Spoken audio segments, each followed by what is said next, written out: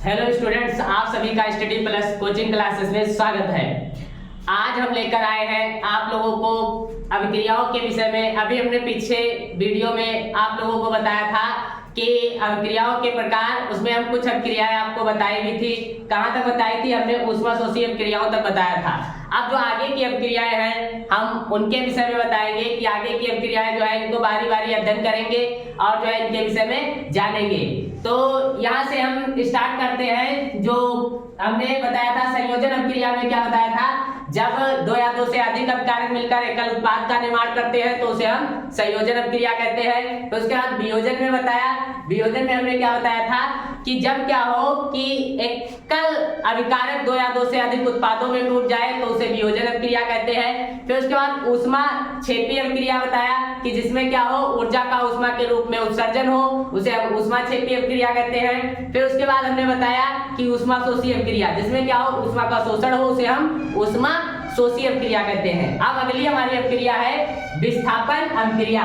तो विस्थापन अभिक्रिया के विषय में समझते हैं। देखो, ऐसी अभिक्रिया जिसमें किसी यौगिक के अणु, मान लो एक यौगिक तुम्हारा ये हो गया CuSO4, यौगिक का अणु क्या हो गया, किसी यौगिक के अणु किसी एक परमाणु अथवा समूह के स्थान पर दूसरा परमाणु अथवा समूह आ जाता है, उसे विस्थापन अभिक्रिया कहते हैं। कहने का मतलब ये कि एक ये तुम्हारा परमाणु Zn है। अब ये Zn एक तुम्हारा अणु या यौगिक क्या है कि CuSO4। अब इसका जो एक परमाणु है SO4, ये क्या हुआ, ये किसी दूसरे के जगह पा गया। देखो Zn SO4 के साथ आ गया, तो इसे हम क्या कहते हैं, विस्थापन अभिक्रिया। कहने का मतलब ये कि ऐसी अभिक्रिया जिसमें किसी यौगिक के अणु किसी एक परमाणु अथवा समूह के स्थान पर कोई दूसरा परमाणु अथवा समूह आ जाता है तो उसे हम क्या कहते हैं, विस्थापन अभिक्रिया कहते हैं। इसको हम बोलते हैं सिंगल डिस्प्लेसमेंट रिएक्शन। अब आती है डबल डिस्प्लेसमेंट रिएक्शन, जिसको हम बोलते हैं द्विविस्थापन अभिक्रिया।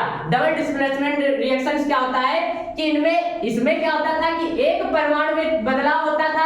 अब इसमें क्या होता है, डबल डिस्प्लेसमेंट, कि दोनों परमाणुओं में क्या होता है, आयनों का आदान प्रदान होता है, तो इसे हम क्या कहते हैं, डबल डिस्प्लेसमेंट रिएक्शंस। तो यहाँ पे डबल डिस्प्लेसमेंट रिएक्शंस के विषय में समझते हैं कि क्या होता है, द्विविस्थापन अभिक्रिया।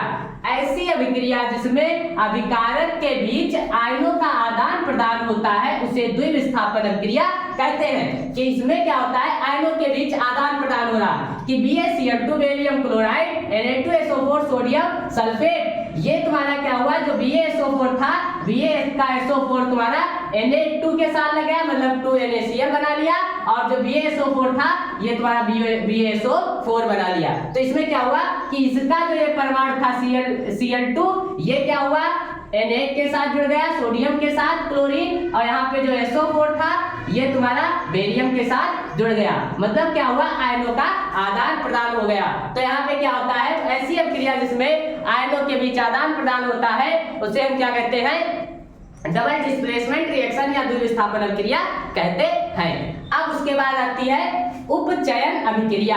उपचयन अभिक्रिया क्या होती है, वह अभिक्रिया जिसमें ऑक्सीजन की वृद्धि हो, उसे हम उपचयन अभिक्रिया कहते हैं। देखो क्या होता है, उपचयन अभिक्रिया वह रासायनिक अभिक्रिया जिसमें ऑक्सीजन की वृद्धि होती है उसे उपचयन अभिक्रिया कहते हैं। उपचयन अभिक्रिया कहलाती है। जैसे देखो 2Mg+O2, ये देखो ऑक्सीजन क्या है, मिल रहा है, मतलब ऑक्सीजन की क्या हो रही, वृद्धि हो रही है। तो जब ऑक्सीजन की वृद्धि हो तो उसे उपचयन अभिक्रिया कहते हैं। अब इसके बाद आती है अपचयन अभिक्रिया।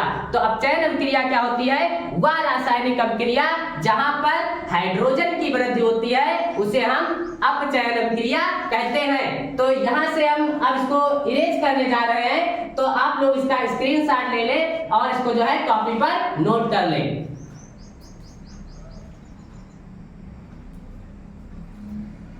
तो अब हम अपचयन अभिक्रिया के विषय में समझते हैं। तो अपचयन अभिक्रिया देखो क्या होती है, अपचयन अभिक्रिया। अब यहाँ पे ज्यादा सिलेबस नहीं बचा है, तो आप लोग ज्यादा से ज्यादा जुड़ते रहिए, और जो है अगर अच्छे मार्क्स बोर्ड एग्जाम में लाने हैं तो कड़ी मेहनत करो, ताकि जो है बहुत ही अच्छे एग्जाम में आप लोग मार्क्स ला सके और अपने 2024-25 को बढ़िया बेहतर बना सके।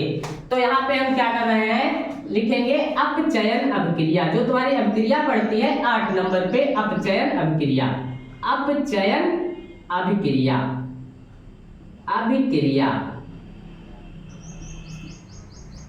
अपचयन अभिक्रिया। यहां से क्या होता है, वह रासायनिक अभिक्रिया,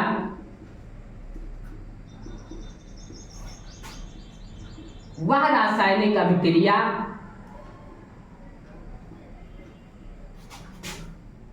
जिसमें हाइड्रोजन की वृद्धि होती है,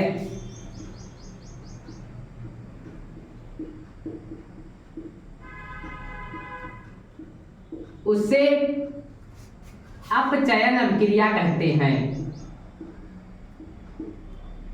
अपचयन अभिक्रिया कहते हैं।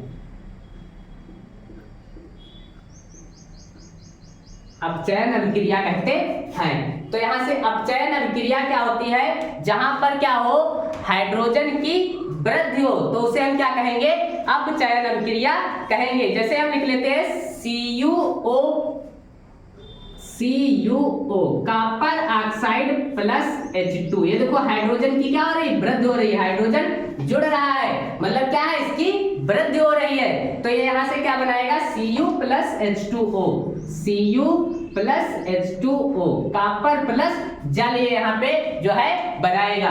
तो ये कॉपर प्लस जो है जल बनाएगा। अब यहाँ से हम क्या करते हैं, ये जो है अगली जो होती है रेडॉक्स अभिक्रिया, लिखेंगे रेडॉक्स अभिक्रिया। रेडॉक्स अभिक्रिया क्या होती है, जहां पर अपचयन और उपचयन अभिक्रिया दोनों साथ में होती हैं, उसे हम रेडॉक्स अभिक्रिया कहते हैं। तो रेडॉक्स अभिक्रिया के विषय में हम समझते हैं। रेडॉक्स अभिक्रिया हेडिंग बनाएंगे, रेडॉक्स अभिक्रिया, रेडॉक्स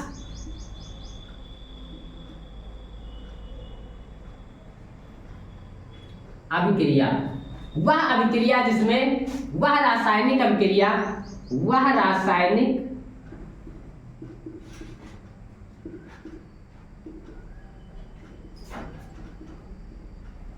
अभिक्रिया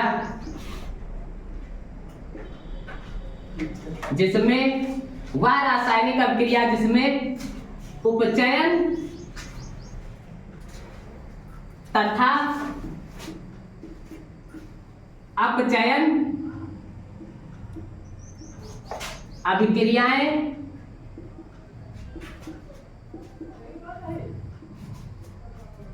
एक साथ होती हैं,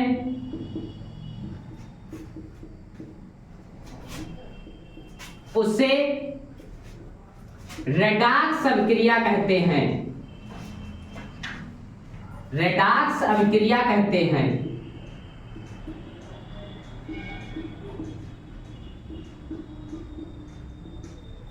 उसे क्या कहते हैं, रेडॉक्स अभिक्रिया। इसका एग्जांपल लिख लेते हैं, CuO plus H2, CuO plus H2।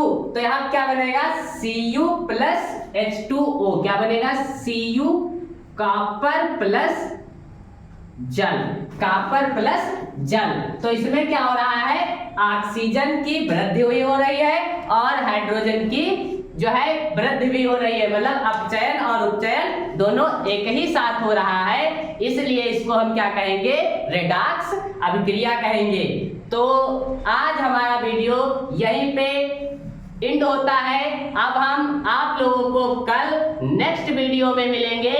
तो यहाँ से अब तुम्हारा एक टॉपिक बचा है बस, उसके बाद ये आपका चैप्टर समाप्त हो जाएगा। इसके बाद एक टॉपिक और बचा है, संचरण तथा विकृत गंधिता, कि संचरण क्या होता है और विकृत गंधिता क्या होती है। तो बस यहाँ पे एक ये 2 ही टॉपिक बचे हैं, इसके बाद ये तुम्हारा जो है चैप्टर एंड हो जाएगा।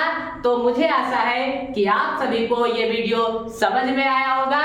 तो आप लोग लाइक करिए और चैनल को सब्सक्राइब करिए और साथ ही साथ बेल आइकन को दबाना ना भूलें, ताकि हमारे वीडियो की नोटिफिकेशन आप लोगों तक पहुंच सके और जो है आप अपने भविष्य को और भी बेहतर बना सके।